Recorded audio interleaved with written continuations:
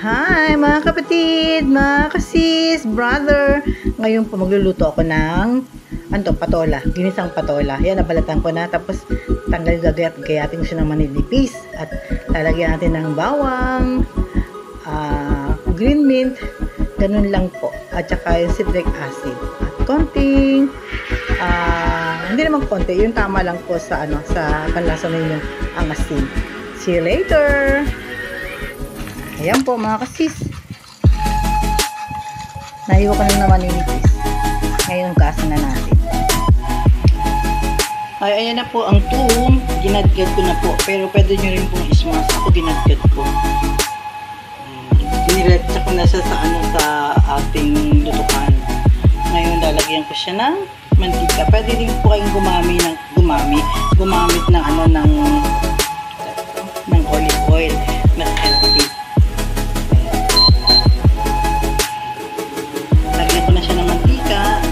Ko na pinainit, dire-diretso na yan. Yan ang mabilisang luto ni Bao na Vlog. Nakita nyo, maraming mantika. Tapos lalagyan ko rin siya ng ng olive oil.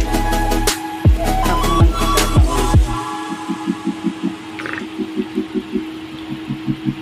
Ayan.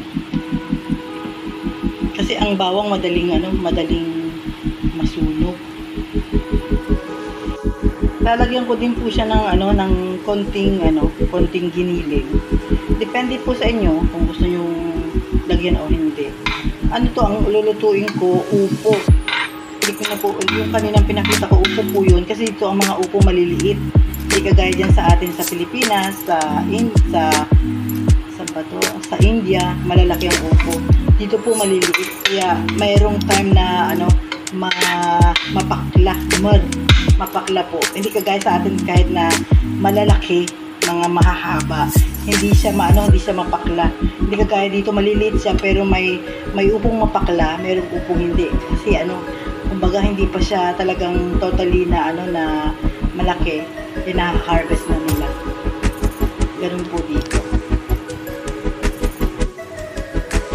Ito na po yung upo. Binabad ko sa tubig na merong lemon o kaya lagyan nyo ng suka para hindi po siya mangitim. Kasi kung hindi natin sa ibababad, mangingitim. Nakita nyo po may mga medyo maitim na.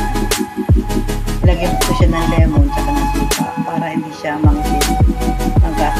Hugasan po natin para hindi naman po maglasang suka. Ayan po, medyo okay ng ating bawang. Pwede natin siyang lagyan ng giniling na baka. Depende po sa inyo kung gusto nyo ilagay giniling na baka o giniling na baboy o giniling na manok, yung bread.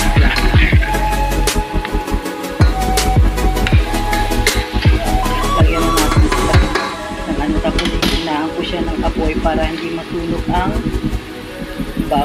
bawang, sarap. Ganito po sa pag-arab po kayo, pupunta sa arab. Ganito, maraming bawang, maraming sibuyas ang bawang dito nila. Lahat ng putahe. Depende naman po siguro. Pero dito sa amin kasi marami kaming naglagay ng bawang, marami kaming naglagay ng sibuyas. Pero hindi ko lalagay ng sibuyas. Bawang lang po talaga.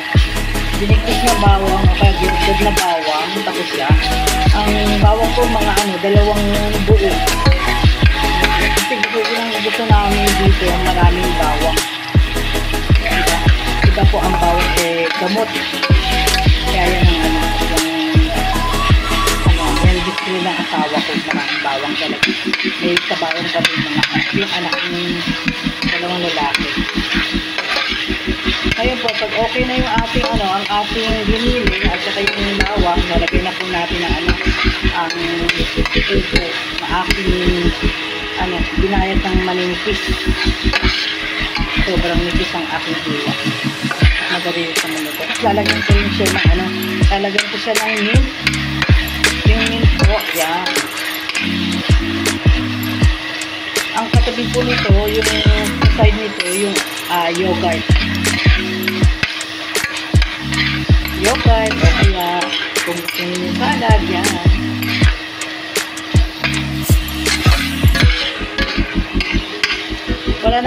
wala na pong ibang sahog, hindi yan lang. Depende rin mo sa iyo. Kasi minsan ako di ako naglalagay ng ng giniling. Pag ayaw ng asawa ko nalagyan ng giniling, ano lang, bawang lang, at saka ito, at saka tapos, yung lang. Tapos citric acid, o kaya yung lemon, squeeze lemon po, lalagay niyo po siya ng squeeze lemon. Yan, hintay lang po natin maluto ang giniling. Yan po, okay na po ang giniling, pwede na natin ilagay ang upo.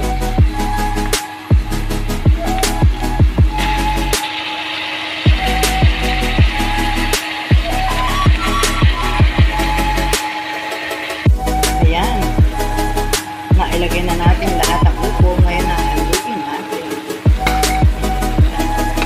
Tutuin lang natin siya ng mga 1 minute bago natin ilagay ang may buo pa. Bago natin ilagay ang mint. Green mint. Masarap po.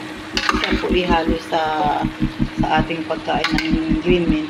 At unang-una pa ay isa sa mga herbal medicine. Sorry, bulol. Talagang bulol po ako.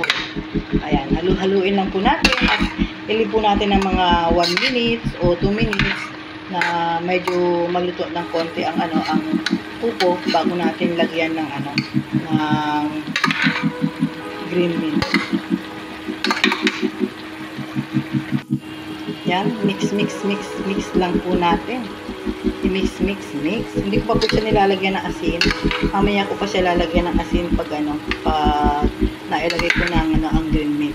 Depende po sa inyo, sa panglasa ninyo, kung gaano karami yung asin na ilalagay ninyo. Kung gusto nyo maalat, kung gusto nyo mild lang.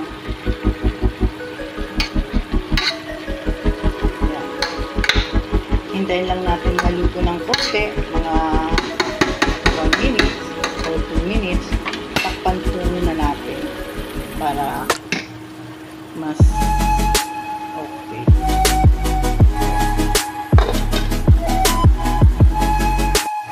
Ayan po mga kapatid, pwede na natin lagyan ng mint. Ang mint, green mint, ang tawag nila dito sa Arabic, nana. Ayan.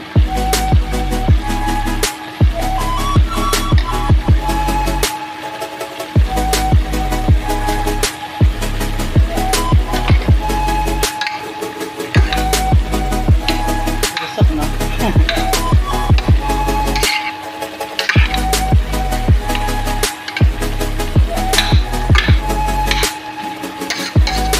Mamaya ko na sila lagyan ng ng citric acid or squeezed lemon. Depende po sa inyo kung anong gagamitin ninyo. Squeezed lemon or citric acid. Pero kung ayaw nyo pong lagyan ng ganon, pwede naman po. Pero kami dito kasi naglalagay kami ng squeezed lemon para pag kakain, dire-diretso, hindi na yung pag ihain mo, pagpipiga-piga pa sila. Ang ginagawa ko, nilalagyan ko na para dire-diretso kain.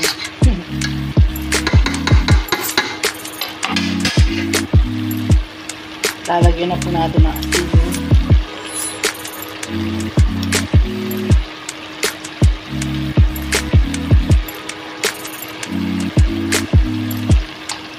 Konti lang po ako maglagay ng asin. Kasi pag sumobra yung dami ng asin, hindi mo na maibabot mo sobrang alat, kaya mas maganda yung medyo matabang, tapos sila lalagyan na lang nila ng asin. Lalagyan nyo na lang ng asin kung natatabang kayo o hindi, pwede naman po yun. Ayan, halo-halo lang tayo hanggang sa ilalim para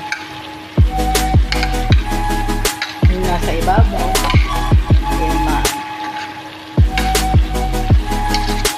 nalagyan ko na po ito ng olive oil. Hindi ko nga lang po napakita sa inyo. Pero kung gusto niya pong purong olive oil lang gamitin nyo, pwede po. Maganda kasi siya. Mas okay. Healthy. Healthy din naman ang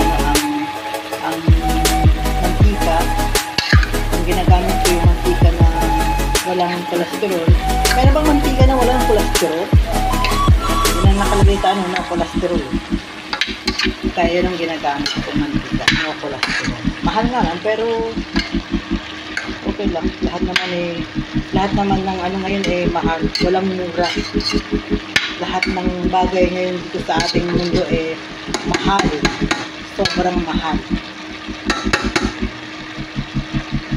Ayan.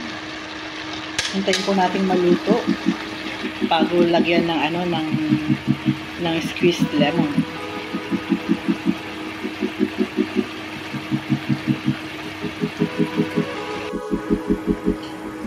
Ayan po, okay na po siya, luto na po. Lalagyan na po natin ng citric acid. Depende, kaya sinasabi ko po sa inyo, depende po sa inyo kung ano gusto nyo. Citric acid or lemon juice. Pero mas maganda lemon juice. Wala po akong lemon, kaya ito, ang ano po, citric acid. Ang ano lang po, ang ganito po karami niyan, nako sobrang asin po yan. Kaya tansya lang po ako, tansya lang po ang aking ginagawa. Ngayon, kung kulang pa para sa kanila yung lasa ng ano, yung pagka-asin ng niluto ko, tsaka nila lagyan ng sweet lemon.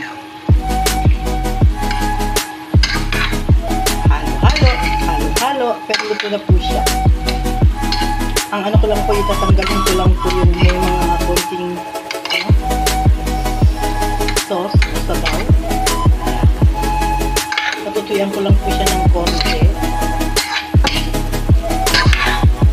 Tapos, voila! It's ready to eat. Finish na po. Kalas kasi is, kalas is finish. Kalas, finish o tama na naman. Sa Arabic kasi kalas. Hindi yung kalas na kinalas na. Kalas, tama na. Finish, ganun. Yan. Halo-halo lang po ng halo. Tikman natin. Hindi pala natin, ako lang titikim. Kayo po ay nanonood, ako po ang titikim. Kuha lang po ako ng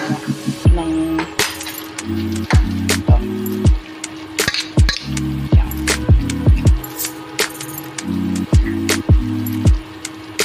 Ako po, try nyo po ito. Hindi po kayo magsisisi, masarap po. Pwede nyo pong hindi lagyan ng pwede pong hindi nyo lagyan ng giniling na baboy, giniling na baka, o kaya giniling na manok. Ano lang po, bawang at ito lang po, at green meat, so, masarap po talaga.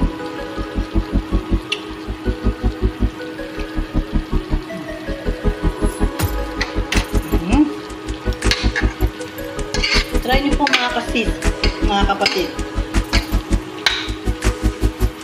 Promise, hindi po kayo magsisisi. Magsarap po. Tignan po ulit. Ang panibago. Panibagong kutsarita.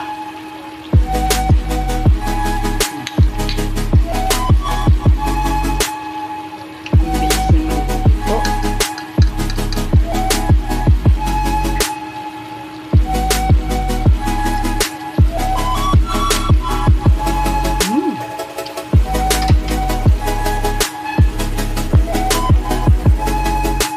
Yummy. Kasi sila dito, ang pinakakanin nila, kobos. Yung Arabic bread. Yan. Pero ako, ito ang Pilipinas, siyempre, sa kanin. Masarap. Masarap na masarap. Thank you very much. Don't forget, subscribe to my channel. At pindutin nyo na rin po ang bell para po lagi updated sa aking mga i-upload.